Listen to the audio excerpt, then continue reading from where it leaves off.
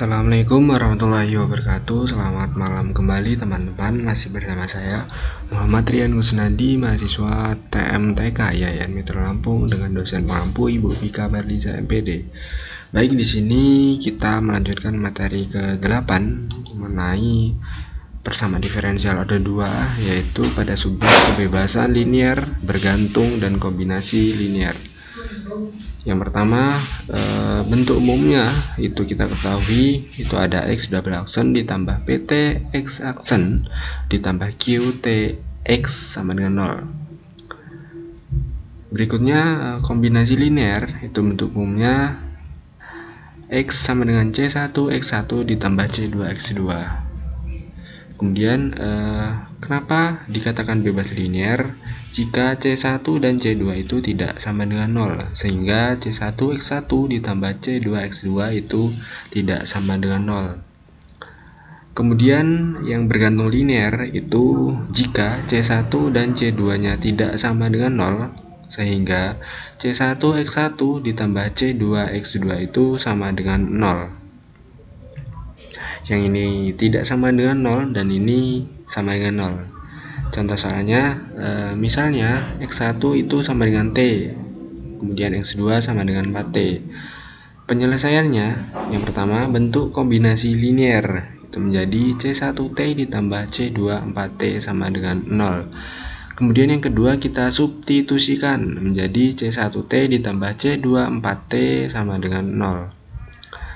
Kita misalkan C1 dan C2 nya sembarang angka, misalkan C1 sama dengan 4, C2 itu sama dengan min 1, maka C1 X1 ditambah C2 X2 sama dengan 0, kita substitusikan nilai C1 dan C2 nya sehingga menjadi 4T ditambah min 1 dikali dengan 4T sama dengan 0, maka menghasilkan 4T min 4T sama dengan 0. 4T min 4T itu sama dengan 0, sehingga karena CX1 ditambah C2X2 sama dengan 0, maka persamaan ini bergantung linier. Baik, yang kedua, misalkan X1 sama dengan T dan X2 sama dengan E pangkat T. Penyelesaiannya, kita bentuk kombinasi linier C1X1 ditambah C2X2 sama dengan 0.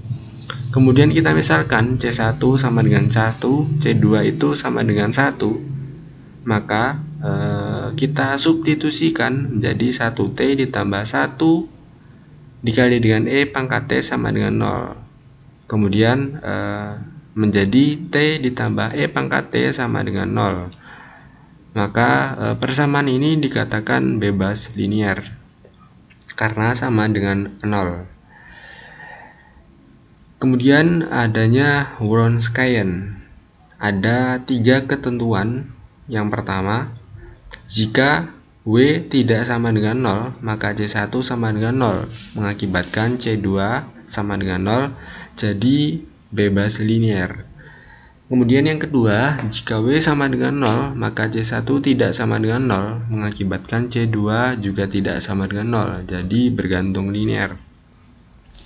Kemudian yang ketiga, diberikan dua buah fungsi diferensial Y1 dan Y2 pada suatu selang terbuka, fungsi Y1 Y2 aksen min Y1 aksen Y2 disebut Wronskian dari Y1 dan Y2, maka dapat ditulis W determinan Y1 Y2 Y1 aksen Y2 aksen.